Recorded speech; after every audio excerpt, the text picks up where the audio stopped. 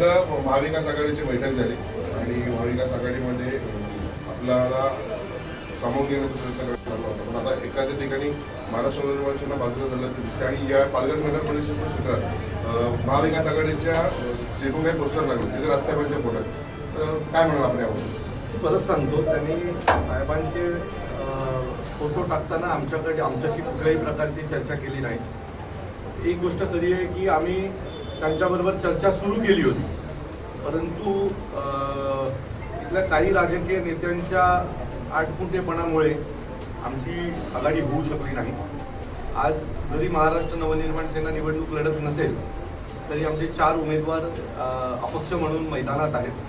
So आमचा जो काही पाठिंबा कोणाला असेल, जे वरचं मत कोणाला टाकायचं याच्या बाबतीतला निर्णय हा आम्ही 28-29 तारखेला घेऊ. तोपर्यंत माझी विनंती आहे की आघाडीला की सन्माननीय राजसाहेबांचा फोटो तुम्ही आम्हाला न विचारता वापरता, तो वापरू नये ही आमची विनंती आहे. आपण जे उमेदवार उभे केले त्यांचा पहिले परिचय करून द्या.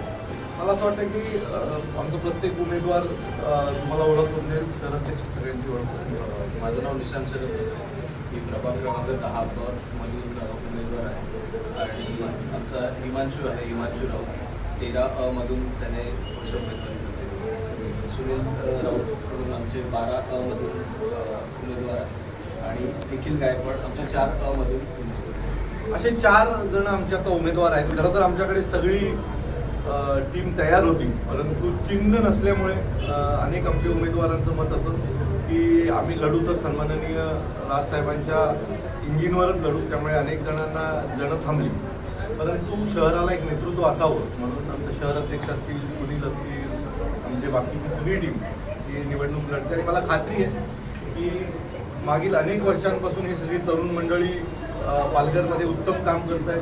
महाराष्ट्र नवनिर्माण सेनेने देखील पालघरमध्ये उत्तम काम केलं आहे. तर या दरम्यान या चौघांच्या पाठीही पालघरकर उभे राहतील अशी आम्हाला अपेक्षा आहे. आपल्या वॉर्डमधील 3 प्रमुख समस्या कोणत्या आहेत? पहिले तर मी सांगेल रस्त्यांची समस्या. तुम्ही बघत असते रस्ते त्याच ठिकाणी खराब होतात. मला लक्षात येतं वर्षानुवर्ष त्याच ठिकाणी का खराब होतात ते कारण ते फक्त दुप्पट्टी काम चालू आहे.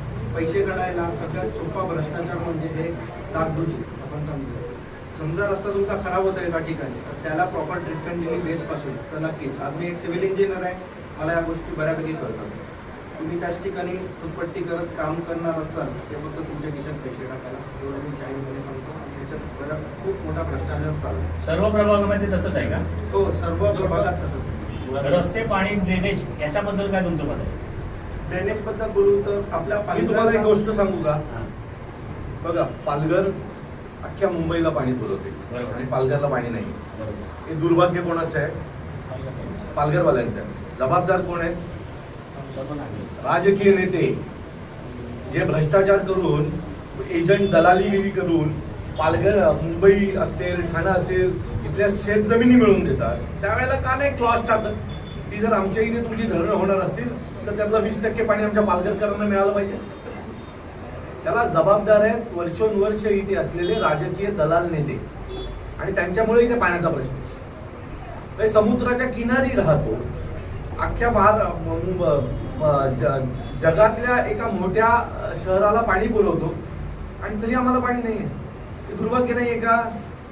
हे जे तुम्ही प्रश्न आम्हाला विचारताय ना, ही सगळी नवीन पोरं आहेत पण सुशिक्षित आहेत, वेळ पडली तर अंगावर जाणारी आहेत.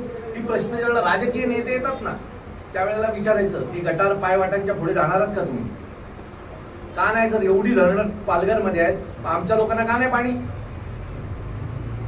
हेच चाललंय, वाढवण बंद राहते. हे वाढवण बंद पालघरमध्ये आणि त्यांची भरत्या होत आहेत गुजरातमध्ये. कोण प्रश्न विचारणार आहे ना? त्याच्यासाठी आमच्या मुलांना निवडून द्या. हे खात्रीने सांगतो की ही मुलं शिस्त लावण्याचा प्रयत्न करतील शहराला.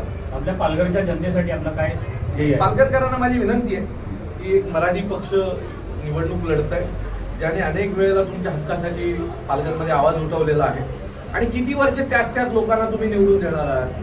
तुमच्या मताची किंमत काय? म्हणजे पालघरमध्ये आत्ता मी काही लोकांशी काही दिवसापूर्वी एका राजकीय नेत्याशी नाही आम्ही पैसे वाटणार 5,000 रुपये मताला घेतात.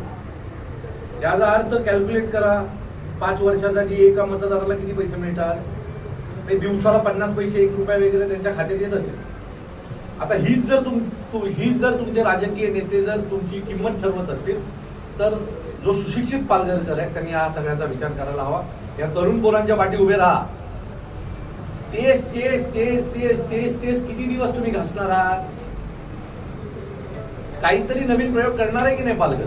या वेळेला पालघरने नवीन प्रयोग करावा ही माझी त्यांना विनंती.